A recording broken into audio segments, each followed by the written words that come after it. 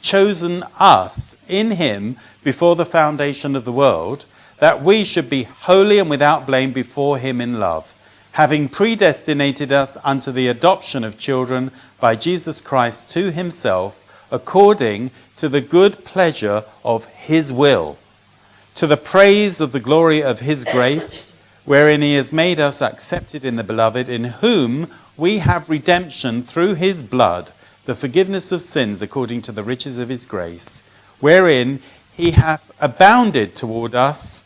There's that word abounded again, isn't it? He's abounded toward us in all wisdom and prudence, having made known unto us the mystery of his will.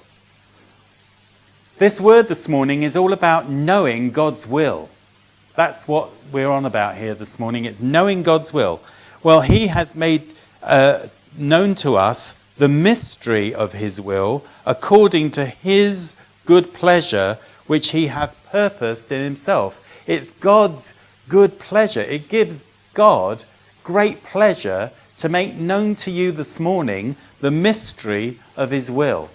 The mystery of his will was hidden to all men before Jesus came into the world.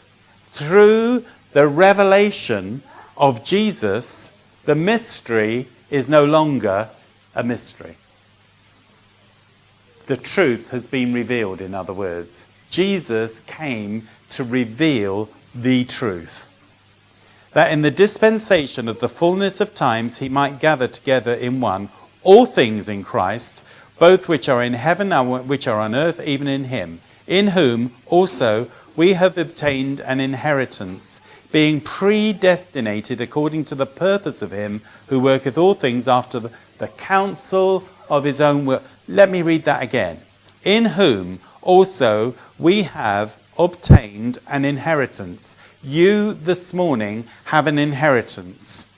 This is your inheritance, being predestinated according to the purpose of him.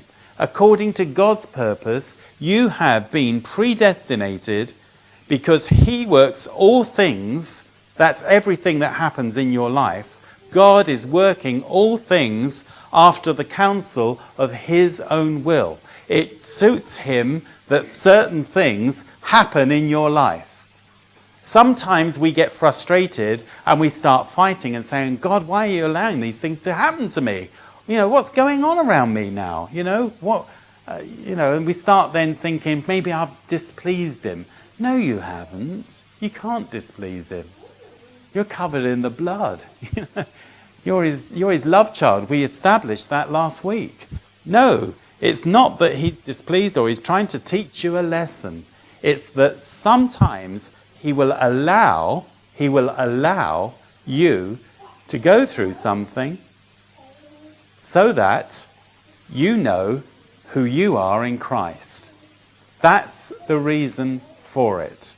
It's not the devil. And it's not God, as we said earlier. God doesn't put bad things on his own people. He doesn't do that. That is not in this plan. It's that God works all things after the counsel of his own will, that we should be to the praise of his glory. That's the reason, that we should be to the praise of his glory, that his glory might manifest in and through each and every one of us who first trusted in Christ. Our trust